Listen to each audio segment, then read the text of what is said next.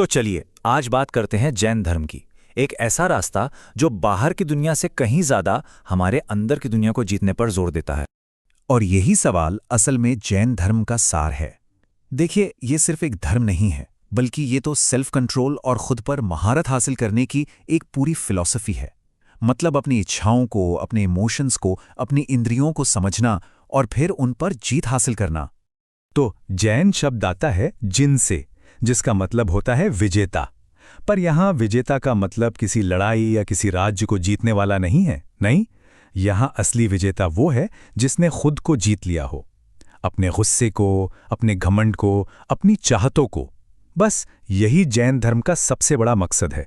अच्छा, तो अब आगे बढ़ते हैं और देखते हैं कि ये पूरा विचार बना कैसे है। चलिए, अब हम जैन सोच के कुछ उन बुनियादी सिद्धांतों को समझते हैं जो इस धर्म की नींव माने जाते हैं। ये एक बहुत ही गहरा कॉन्सेप्ट है, अनेकांतवाद। लेकिन अगर इसे आसान भाषा में समझें तो इसका मतलब है कि किसी भी चीज का कोई एक एब्सोल्यूट सच नहीं होता। सच असल में जटिल होता है और उसके कई पहलू हो सकते हैं। जरा सोचिए, आज की दुनिया में जहां हर कोई अपनी बात पर अड़ा है, ये कितना जरूरी विचार है। ये हमें सिखाता है कि दूसरे नजरियों को भी जगह दो, उन्हें भी समझो। और देखिए, ये सिर्फ कोई किताबी बात नहीं है। असल जिंदगी में इसका असर बहुत गहरा है। जब हम दूसरों के नजरिए को समझने लगते हैं तो जाहिर है टकराव अपने आप कम हो जाते हैं और समाज में हमदर्दी बढ़ती है। तो इसी सोच से निकलते हैं 5 महाव्रत। ये एक तरह का एथिकल कोड है। कौन कौन से हैं ये? अहिंसा यानी किसी को नुकसान ना पहुंचाना, सत्य यानी हमेशा सच बोलना, अस्तेय यानी चोरी ना करना, अपरिग्रह यानी जरूरत से ज्यादा जमा ना करना, और ब्रह्मचर्य। पहले 4 व्रत 23वें तीर्थंकर पार्श्वनाथ ने दिए थे और 5वां ब्रह्मचर्य भगवान महावीर ने इसमें जोड़ा था। कह सकते हैं कि यही 5 व्रत जैन लाइफस्टाइल की बुनियाद है। तो ये रास्ता दिखाया किसने? यहीं पर आते हैं तीर्थंकर। ये वो महान गुरु थे, वो मार्गदर्शक थे जिन्होंने इंसानियत को मुक्ति का रास्ता दिखाया। तीर्थंकर का मतलब ही है वो जो आपको इस दुनिया के सागर से पार ले जाए। और ये जो परंपरा है, ये बहुत बहुत पुरानी है। ये कोई कुछ 100 साल पुरानी बात नहीं है। पहले तीर्थंकर ऋषभदेव का जिक्र तो ऋग्वेद तक में मिलता है।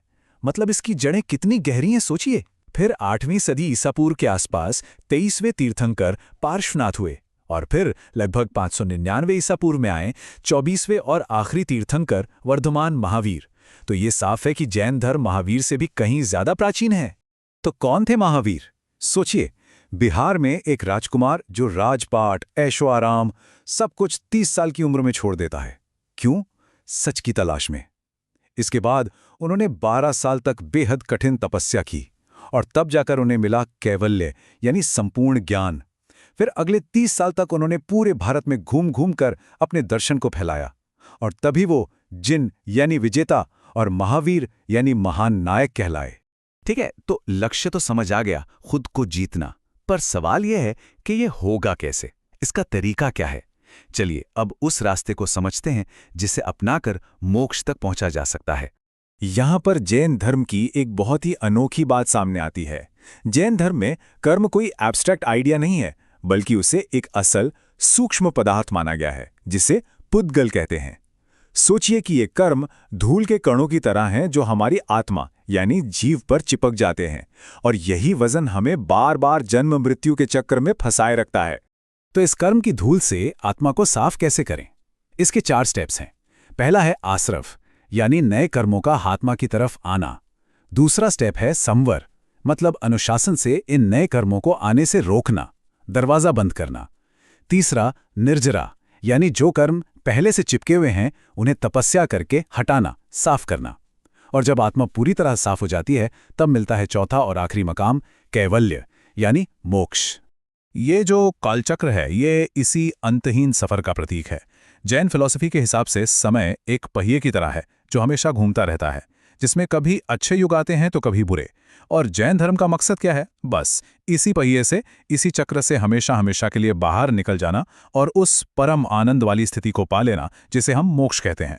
वक्त के साथ जैन धर्म में 2 मुख्य धाराएं बन गईं, दिगंबर और श्वेतांबर। मकसद दोनों का एक ही है, मोक्ष, लेकिन तौर तरीकों में कुछ बड़े फर्क हैं। जैसे दिगंबर साधु कोई वस्त्र नहीं पहनते, जबकि श्वेतांबर साधु सफेद वस्त्र धारण करते हैं। इसी तरह महिलाओं की मुक्ति को लेकर भी दोनों के विचारों में अंतर है। अब सवाल ये उठता है कि क्या हजारों साल पुरानी ये बातें आज की 21वीं सदी में भी कोई मायने रखती हैं? क्या ये प्राचीन ज्ञान हमारी आज की मॉडर्न प्रॉब्लम्स का कोई सॉल्यूशन दे सकता है? चलिए देखते हैं। इसका एक सीधा सादा उदाहरण है अपरिग्रह का सिद्धांत। इसका मतलब है जरूरत से ज्यादा चीजें इकट्ठा मत करो।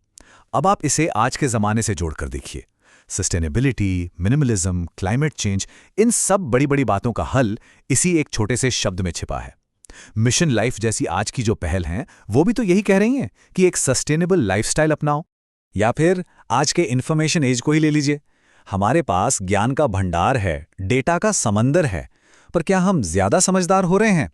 नवकार महामंत्र एक तरह से हमारा मॉरल कंपास है। ये याद दिलाता है कि सिर्फ नॉलेज काफी नहीं है, विजडम यानी विवेक भी जरूरी है। और यहां एक बहुत ही कमाल का फैक्ट है। कुल 24 तीर्थंकर हुए हैं ना, उनमें से 20 तीर्थंकरों ने एक ही जगह पर मोक्ष प्राप्त किया, झारखंड में सम्मेद शिखर जी पर। 20। आप सोच सकते हैं कि ये जगह आध्यात्मिक रूप से कितनी ज्यादा महत्वपूर्ण होगी। तो आखिर में बस एक सवाल, आज के इस दौर में जब हर तरफ टकराव है, ध्रुवीकरण है और हर कोई बस अपनी ही बात को सच साबित करने में लगा है, क्या अनेकांतवाद का ये 2500 साल पुराना सिद्धांत हमें एक दूसरे को बेहतर समझने का रास्ता दिखा